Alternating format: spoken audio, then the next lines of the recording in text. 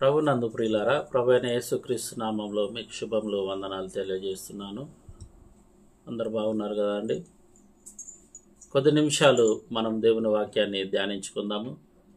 కీర్తన గ్రంథము 127వ అధ్యాయము 3వ వచనం మనం చదువుకుందాం. కుమారులు యెహోవా అనుగ్రహించు స్వాస్థ్యము, గర్భఫలము ఆయన ఇచ్చు బహుమానము. ప్రభునందు ప్రియులారా, మరి యొక్క వాక్యాన్ని మనం గమనించినట్లయితే దేవుని వాక్యం ఏం సెలవిస్తా ఉందంటే, కుమారులు యెహోవా అనుగ్రహించు స్వాస్థ్యము, గర్భఫలము ఆయన ఇచ్చు బహుమానం అనే వాక్యం సెలవిస్తూ ఉన్నది. అయితే ప్రభునందు ప్రియులారా, చాలా మంది మరి గర్భఫలం కొరకు మరి ఎంతో ఆశతోనే ఉంటా ఉంటారు. మరి కొంతమంది గర్భఫలం లేక పిల్లల కోసం అల్లాడుతూ ఉంటారు. అయితే ప్రియులారా, గర్భఫలము యెహోవా ఇచ్చు బహుమానం. చాలా మంది పిల్లల కొరకు మరి ఆశపడి గర్భఫలం కొరకు దేవుడి దగ్గర ప్రార్థన చేసి మరి పిల్లల్ని కంటూ ఉంటారు. అయితే పిల్లల్ని కన్న తర్వాత చిన్నప్పటి నుంచి వారిని పెంచి పెద్ద చేసి మరి వారికి విద్యాబుద్ధులు చెప్పి వారిని గొప్పవారిగా చేస్తూ ఉంటారు. అయితే తల్లిదండ్రుల యొక్క ఆలోచన విధానం ఎలా ఉంటుందంటే, నా కుమారుడు నా కుమార్తె పెరిగి పెద్దవాడై చదువుకొని వాడు ఒక ఇంజనీరో లేకపోతే ఒక డాక్టరో లేకపోతే మరేదో ఇంకొకటి పెద్ద ఉన్నత స్థాయిలో ఉండాలని కోరుకుంటూ ఉంటారు. అయితే ప్రభునందు ప్రియులారా, ఏ ఒక్కరు కానీ మా కుమారుడు లేకపోతే మా కుమార్తె దేవుని పరిచర్యకు వెళ్ళాలని ఆలోచించరు. ఎందుకు చెప్తా ఉన్నానంటే, లోకంలో ఉన్నవారందరూ మా కుమారులు అది కావాలి ఇది కావాలి, అక్కడికి వెళ్ళాలి ఇక్కడికి వెళ్ళాలి అని ఆశపడుతూ ఉంటారు. ఆశపడడం నిజమే. అయితే దేవుని పరిచర్య కోసము తమ పిల్లల్ని ఎంతమంది మరి పంపిస్తూ ఉన్నారు? దేవుని సేవ చేయమని ఎంతమంది తల్లిదండ్రులు మరి పిల్లలకు బోధిస్తూ ఉన్నారు? ప్రియులారా, ఈ దినాలలో మనం చూసినట్లయితే తల్లిదండ్రులు మరి చర్చికి వెళ్తారు, దేవుని వాక్యం వింటారు, వస్తారు, కానీ తమ పిల్లలకు దేవుని సేవ గురించిన మరి ప్రస్తావన వారితో మాట్లాడరు. ఎందుకు మాట్లాడరో ఏమో మాకు తెలియదు.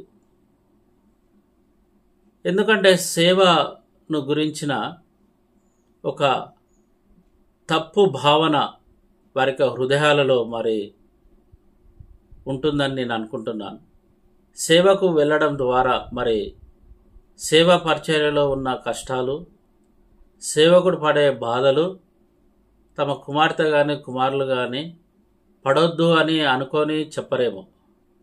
ప్రభునందు ప్రియులారా, మరి ఈ పరిచర్య భారము మరి ఎవరు మోస్తారు? ఈ పరిచర్య భారాన్ని మరి ఎవరు మొయ్యాలి? దేవుడు అంటా ఉన్నాడు, కోత విస్తారంగా ఉన్నది, పనివారు కొద్దిగానే ఉన్నారని దేవుని వాక్యం సెలవిస్తూ ఉన్నది. మరి ఈ పరిచర్య కొరకు నశించిపోచున్న ఆత్మల కొరకు మరి ఎవరు వెళ్తారు? మన తల్లిదండ్రులు, మన బంధువులు, మనము వీళ్ళందరినీ చూసినట్లయితే అందరూ డాక్టర్లు కావాలి, ఇంజనీర్లు కావాలి, అమెరికాకు వెళ్ళాలి, డబ్బులు సంపాదించాలి, అది ఇది అని అంటూ ఉంటారు. మరి దేవుని పరిచర్యకి వెళ్ళి గొప్పగా వాడబడి దేవుని కోసం ఆత్మలను సంపాదించాలని ఏ ఒక్కరికి ఆశ ఉండదు. ఎందుకు ఈ ఆశ మరి కలిగి ఉండరో నాకు అర్థం కాదు. మరి ఎందుకు దేవుని పరిచర్యకు పిల్లల్ని పంపించరో నాకు అర్థం కాదు. తల్లిదండ్రులు పిల్లల యొక్క మనస్సులో ఈ యొక్క ఆలోచన విధానాన్ని కలగజేయరండి. మరి మీరు చిన్నప్పటి నుంచి క్రైస్తవులే, మీరు దేవుని దర్శనం పొందుకున్న వాళ్ళే, మీరు ప్రతిరోజు ప్రతి ఆదివారము వెళ్ళి దేవుని వాక్యం విని దేవుని యొక్క ఆశీర్వాదాన్ని పొందుకొని మరి ఇంటికి వచ్చేవారు, కానీ మీ కుమారులకు మీ కుమార్తెలకు ఎందుకు మరి దేవుని పరిచర్య గురించి మనం బోధించము? ప్రియులారా, యూదా పత్రిక 23వ వచనంలో అంటుంది, అగ్నిలో నుండి లాగినట్లు కొందరిని రక్షించానని దేవుని వాక్యం సెలవిస్తూ ఉన్నది. ఎంతోమంది మరి నరకానికి మరి గోజాడుతున్న ప్రజలను మనము రక్షించాలి. మన కుమారులను ఆ నరకానికి గోజాడుతున్న వారిని రక్షించడం కొరకు వారిని సేవ కొరకై సిద్ధపరచాలి. ప్రియులారా, ఈ యొక్క వాక్యాన్ని మరి మనం గమనించినట్లయితే గర్భఫలము, మనం గర్భం దాల్చినప్పుడు, ఆడవాళ్ళు గర్భం దాల్చినప్పుడు ఎంతో సంతోషిస్తారు. మరి వారు పుట్టినప్పుడు ఇంకా ఎంతో సంతోషిస్తూ ఉంటారు. పుట్టి చిన్న చిన్న అడుగులు, తప్పుడు అడుగులు వేసినప్పుడు, ఆ వచ్చిరాని మాటలు మాట్లాడినప్పుడు ఎంతో సంతోషిస్తూ ఉంటారు. వాడు పెరిగి పెద్దగా మరి ఉద్యోగం చేసి డబ్బులు సంపాదిస్తూ ఉంటే ఇంకా సంతోషిస్తూ ఉంటారు. కానీ దేవుని పరిచర్యకు అంటే మాత్రము మరి ఒప్పుకోరు. ఎందుకు ఈ యొక్క ఆలోచన మన యొక్క హృదయాలలో మరి కలగటం లేదు, అర్థం కావటం లేదు. ప్రభునందు ప్రియులారా, అనేక మరి స్త్రీలు వారికి సంతానం లేనప్పుడు, వారికి పిల్లలు లేనప్పుడు అనేక మంది సేవకులతోని ప్రార్థన చేయించుకొని గర్భఫలము పొంది, మరి ఆ గర్భఫలం పొందినందుకు దేవునికి కృతజ్ఞతగా మరి వారి యొక్క కుమారులను కానీ కుమార్తెలను కానీ దేవుని పరిచర్యకు పంపించరు. ఎందుకు ఇలా జరుగుతూ ఉన్నది అర్థం కావటం లేదు. ప్రభునందు ప్రియులారా, మరి నీ కుమారుడు ఉద్యోగం చేస్తే ఏమొస్తుంది? మరి నీ కుమార్తె ఉద్యోగం చేస్తే ఎంత సంపాదిస్తారు? మా అంటే ఒక 50,000 లక్ష రూపాయలు. అమెరికాకు వెళ్తే మరి ఎన్ని పైసలు సంపాదిస్తారు? వాటిని బట్టే నువ్వు సంతోషిస్తావా? దేవుని సేవ చేస్తే నువ్వు సంతోషించవా? ప్రియులారా, మొదటి సామ్యుయేలు గ్రంథం మనం గమనించినట్లయితే హన్నాకి గర్భఫలం ఉండదు. వాక్యం అంటుంది, యెహోవా సంతు లేకుండా చేసెను అని వాక్యం సెలవిస్తూ ఉన్నది.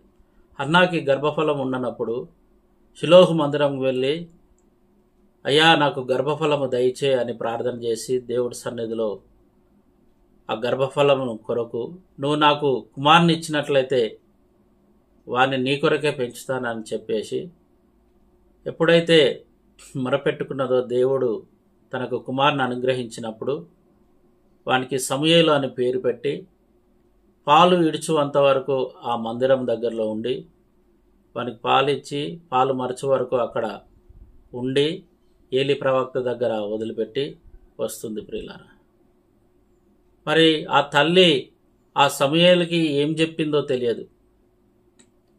మరి ఆ సమూయేలు చిన్న బిడ్డగా ఉన్నప్పుడు మరి తల్లి కొరకు ఎంతో పరితపించవచ్చు. కానీ హన్న తన కుమారునికి ఏం చెప్పిందో తెలియదు. పాలు విడిచిన తర్వాత ఆ సమూయేలును అక్కడ వదిలిపెట్టేసి దేవుని కొరకు ప్రతిష్ఠించి అక్కడ వదిలిపెట్టేసి రావడం జరుగుతూ ఉన్నది. చిన్న చిన్నగా మరి సమూయేలు దేవుని స్వరం వినడం జరుగుతూ ఉంటుంది. ఒక దినాన మరి సమూయేలుతో దేవుడు మాట్లాడడం, దేవుడు అన్ని చూపెట్టడం జరుగుతూ ఉంటుంది. ఇశ్రాయేలులో మరి సమూయేలు యొక్క మాట మరి ఇశ్రాయేలులో ప్రసిద్ధం అవ్వడం జరుగుతూ ఉంటుంది. ఇశ్రాయేలు ప్రజలందరూ సమూయేలును దేవుడు ప్రవక్తగా ఎంచుకున్నాడని దాన్ని మొదలుకొని బెయేర్షెబా వరకు అతడు ప్రవక్తగా ఉన్నట్లు మరి వాక్యం సెలవిస్తూ ఉన్నది. ప్రభునందు ప్రియులారా, ఒకవేళ హన్నా తన కుమారుని మరి సమూయేలుని దేవునికి అప్పగించకపోతే సమూయేలు అంత పేరు ప్రఖ్యాతలు గడించేవాడా? సమూయేలు ఒక ప్రవక్తగా ఉండేవాడా? దేవుడు మరి నాకు కుమారుని అనుగ్రహించాడు, మరి నా ఇష్టానుసారంగా పెంచుతానని తాను ఏమనుకోలేదు.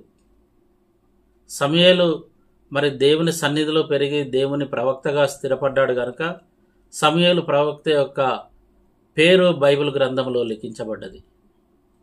దాన్ని మొదలుకొని బెయేర్షెబా వరకు మరి సమూయేలు ప్రవక్తగా మరి ఉంటూ ఉండడం గమనిస్తూ ఉన్నాం.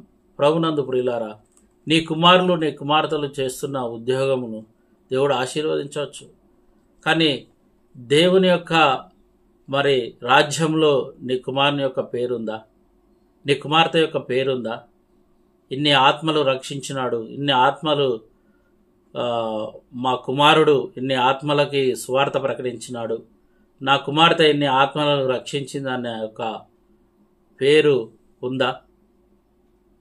నువ్వెప్పుడు కానీ నీ కుమారుడు సంపాదించే ధనమును బట్టి, నీ కుమార్తె సంపాదించే ధనమును బట్టి సంతోషిస్తూ ఉన్నావు, కానీ దేవుడి చేతిలో నీ కుమారుడు వాడబడడం నీకు ఇష్టం లేదా? ప్రియులారా, గమనించండి, సమూయేలు యొక్క తల్లి ఎంత ఆనందపడ్డదో, ఎంత సంతోషించిందో. నా కుమారుడు మరి ఇశ్రాయేలు ప్రజలకు ఒక ప్రవక్తగా ఉన్నాడు అని. ఎంత ధన్యకరమైన జీవితం అండి. దేవుని సేవకు మీ కుమారులను కుమార్తెలను ఎందుకు పంపించటం లేదు? ఒకసారి ఆలోచన చేయండి. దేవుని రాజ్య వ్యాప్తి కొరకు దేవుడు నీ కుమారుని నీ కుమార్తెను వాడుకోవడం నీకు ఇష్టం లేదా? సమూయేలు ప్రవక్త సమూయేలు ప్రవక్తగా ఎప్పుడైతే మార్చబడ్డాడో తన కుటుంబము దీవించబడ్డది. ఇశ్రాయేలు యొక్క జనాంగము దీవించబడ్డారు. ప్రతి మాట, ప్రతి దర్శనము, అన్నీ దేవుడు ఏదైతే చెప్తున్నాడో అది ప్రజలకు వివరించడం జరుగుతూ ఉన్నది. నీ కుటుంబంలో ఒక సేవకుడు ఉంటే నీ కుటుంబము దీవించబడుతూ ఉంటుంది, నీ కుటుంబము ఆశీర్వదించబడుతూ ఉంటుంది. అలాంటి ధన్యకరమైన జీవితాన్ని మనం మన పిల్లలకు ఇవ్వలేకపోతూ ఉన్నాం. ఎంత దౌర్భాగ్యం. ఎక్కడ చూసినా మన కుమారులు ఇంజనీర్ కావాలి, డాక్టర్ కావాలి, సైంటిస్ట్ కావాలి, అమెరికాకి వెళ్ళాలి, ఇంగ్లాండ్కి వెళ్ళాలి, ఇంకా ఇతర దేశాలకు వెళ్ళాలి, సాఫ్ట్వేర్ ఇంజనీర్ కావాలి, ఇంకా అనేక రకమైన కోరికలు ఉంటా ఉన్నాయి. కానీ దేవుని సేవకుడు కావాలన్న ఒక్క కోరిక మన హృదయంలో కలగటం లేదు. ప్రభునందు ప్రియులారా, ఒకసారి ఆలోచన చేద్దాం. ఎంతోమంది మరి సువార్త అందక నశించిపోతూ ఉన్నారు. ఎంతోమంది సువార్తను మరి ప్రకటించక నరకానికి సిద్ధపడుతూ ఉన్నారు. ఆ యొక్క భారము నీకున్నట్టు నీ కుమారులకు నువ్వు తెలియపరచవా? ప్రభునందు ప్రియులారా, సమూయేలు ఒక ప్రవక్తగా వాడబడడం అది దేవుని చిత్తముగా ఉన్నది. నీ కుమారుడు కూడా సమూయేలు ప్రవక్తగా మారడం దేవుని చిత్తమై ఉన్నది. దేవుణ్ణి అడిగినావా? అయ్యా, నా కుమారుని జీవితంలో నీ చిత్తం ఏంటి, నా కుమార్తె జీవితంలో నీ చిత్తం ఏంటి అని దేవుణ్ణి అడిగినావా ఎప్పుడైనా?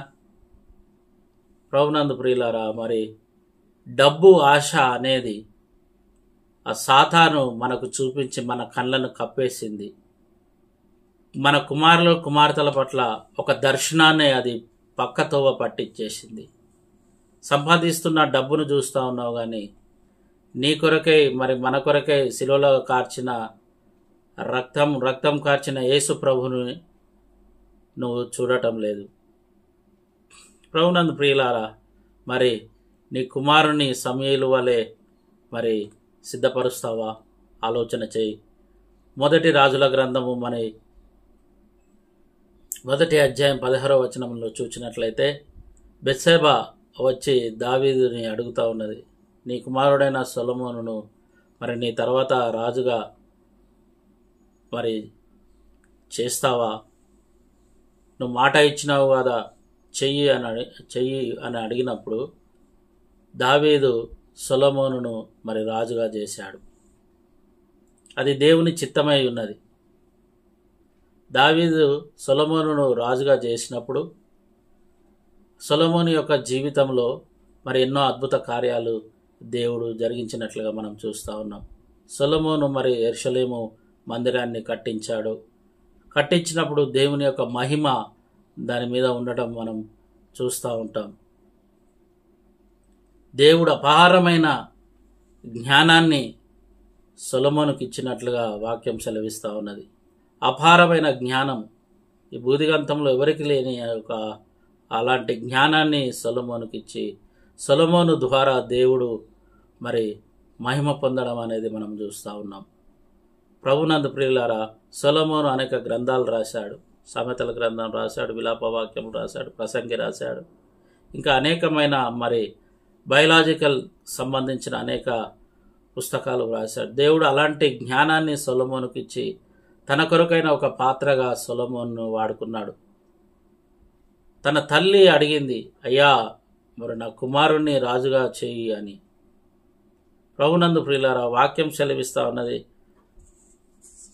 పేతురు గ్రంథం మనం చూసినట్లయితే, 2వ పేతురు గ్రంథం చూసినట్లయితే 2వ అధ్యాయము 9వ వచనంలో, రాజులైన యాజక సమూహమును పరిశుద్ధ జనమును దేవుని సొత్తైన ప్రజలు అని. మనం రాజులైన యాజక సమూహముగా దేవుడు చూస్తూ ఉన్నాడు.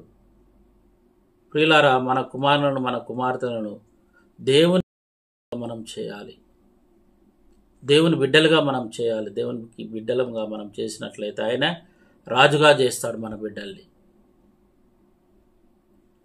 వారి ద్వారా దేవుడు మహిమపరచబడడం నువ్వు చూస్తూ ఉంటావు. ప్రభునందు ప్రియులారా, ఒక్కసారి ఆలోచన చేద్దాం. నీ కుమారుడు గొప్పగా వాడబడడం నీకు ఇష్టం లేదా? నీ కుమారుడు దేవుని చేత నడిపించబడడం నీకు ఇష్టం లేదా? అనేక దేశాలలో మనం చూసినట్లయితే బ్రదర్ పాస్టర్ బెన్హిన్ గారిని మనం చూసినట్లయితే ఎంత గొప్ప సేవకుడు అండి. ఆత్మాభిషేకం పొందుకొని అనేక దేశాలలో సువార్త ప్రకటిస్తూ ఉన్నారు. ఇంకా అలాంటి సేవకులు ఎంతోమంది దేవుని పరిచర్యను గంభీరంగా జరిగిస్తూ ఉన్నారు. మరి నీ కుమారుణ్ణి నీ కుమార్తెను ఎందుకు దేవుని పరిచర్య కొరకు అప్పగించవు? ప్రభునందు ప్రియులారా, ఒకసారి మనము ఆలోచన చేద్దాం. నీ కుమారులు లేనప్పుడు నువ్వు ఎంత బాధపడ్డావో, నీ కుమారులు వచ్చినప్పుడు నువ్వెంత సంతోషపడ్డావో, ఆ సంతోషాన్ని ఇచ్చిన దేవునికి నువ్వేమిస్తావు? దేవునికి నీ కృతజ్ఞతగా కానుకగా దేవునికి నువ్వు ఏమి చెల్లిస్తావు? ఈ సమయంలో ఒకసారి ఆలోచన చేద్దాం. గర్భఫలము యెహోవా ఇచ్చు బహుమానము, కుమారులు యెహోవా అనుగ్రహించు స్వాస్థ్యము. నీవు ఒకటి దేవునికి ఇచ్చినట్లయితే దేవుడు ఒకదానికి 10 నీకు ఇస్తాడు. కాబట్టి ప్రియులారా, మన కుమార్తెలను కుమారులను దేవుని పరిచర్య కోసము మరి సిద్ధపరుద్దాం. నశించిపోతున్న ఆత్మల భారాన్ని మనం మోయగలుగునట్లు, నువ్వు మోయకపోయినా సరే పర్వాలేదు, నీ కుమారుడు మోయగలుగునట్లు దేవుడు మన కొరకై శిలువలో రక్తం కార్చి ప్రాణం పెట్టిన ఆ యేసు ప్రభు కొరకై నువ్వు కానుకగా నీవు నీ కుమారుని అప్పగించు. తండ్రి అయిన దేవుడు తన కుమారుణ్ణి, తన ప్రియ కుమారుణ్ణి మన కొరకు, మన పాపముల కొరకు ఈ లోకానికి పంపించి శిలువ మరణానికి అప్పగించాడు. దానికి బదులుగా మనము నశించిపోతున్న ఆత్మలు రక్షణ పొందినట్లుగా మన కుమారులను మన కుమార్తెలను దేవుని పరిచర్యకు అప్పచెప్పుకుందాం. ఒకసారి ఆలోచన చేసి దేవుని సన్నిధిలో ప్రార్థన చేసి నీ కుమారుల పట్ల నీ కుమార్తెల పట్ల దేవుని చిత్తం ఏమై ఉన్నదో గ్రహించి ఆయన చిత్తానుసారంగా నడుచుటకు దేవుడు అట్టి కృపను నీకు అనుగ్రహించునుగాక. ఆమేన్.